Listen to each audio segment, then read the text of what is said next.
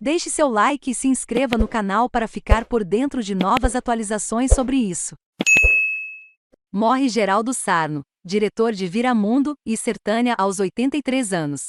Morreu, aos 83 anos, Geraldo Sarno, diretor que deixa marcas importantes na história do cinema brasileiro, tais como Viramundo, 1965, Yaô, 1976, Coronel Delmiro Gouveia, 1977, e Sertânia, 2021, entre outras obras. Sarno teve intensa produção, mas estes são os marcos fundamentais, que definem uma trajetória no momento em que ela se encerra. Viramundo talvez seja a mais lembrada dessas obras, em especial pelos historiadores do cinema brasileiro. Esse média-metragem, cerca de 30 minutos, fala da migração interna no Brasil, em especial a de nordestinos rumo ao Sudeste. Tema recorrente nas artes engajadas do país, preocupadas em retratar a desigualdade social. Basta lembrar do quadro de Cândido Portinari, Os Retirantes, e obras como Vidas Secas, 1963, de Nelson Pereira dos Santos.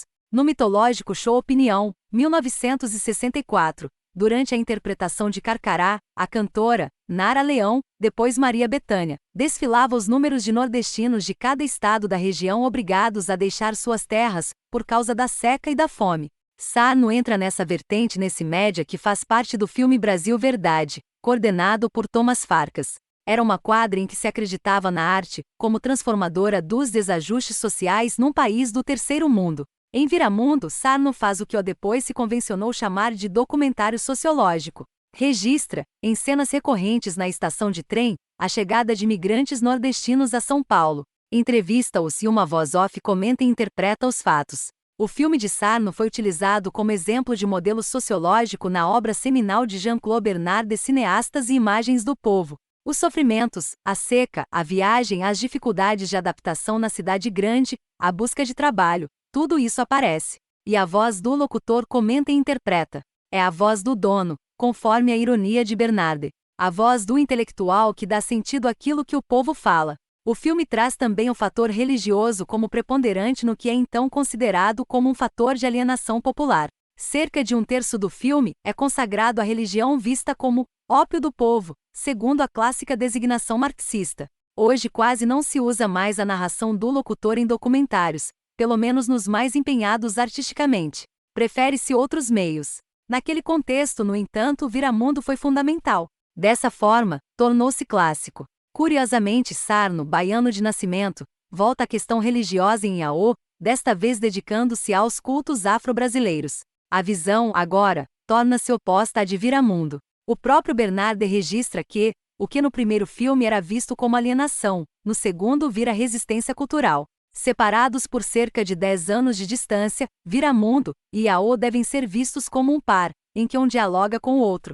Mais 3 aulas disponíveis. Economista mostra como investir em um ano de eleições como obra de ficção de Sarno. Deve-se destacar o longa-metragem Coronel Delmiro Gouveia, 1979. Interpretado por Rubem de Falco, Gouveia é o empresário de uma fábrica de linhas que enfrenta a indústria estrangeira. Nessa briga desproporcional, o brasileiro acaba assassinado. O formato é o de thriller político, e teve boa acolhida nos cinemas, em seu verbete sobre Sarno na Enciclopédia do Cinema Brasileiro. Fernão Pessoa Ramos registra a estreia de Delmiro Gouveia em 8 salas de São Paulo e 5 do Rio.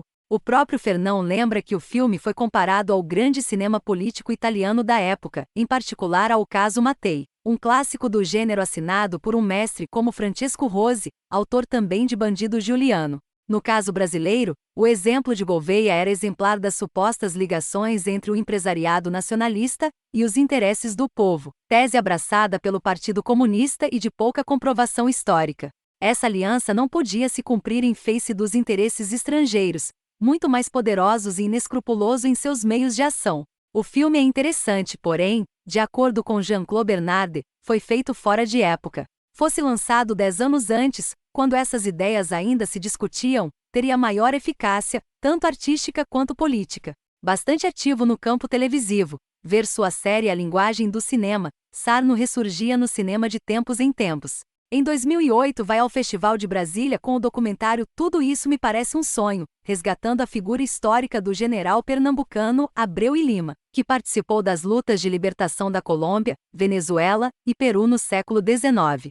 Em 2010 esteve no Festival de Gramado com um filme um tanto estranho chamado O Último Romance de Balzac, falando de um livro do escritor francês da comédia humana, que teria sido psicografado por um médium.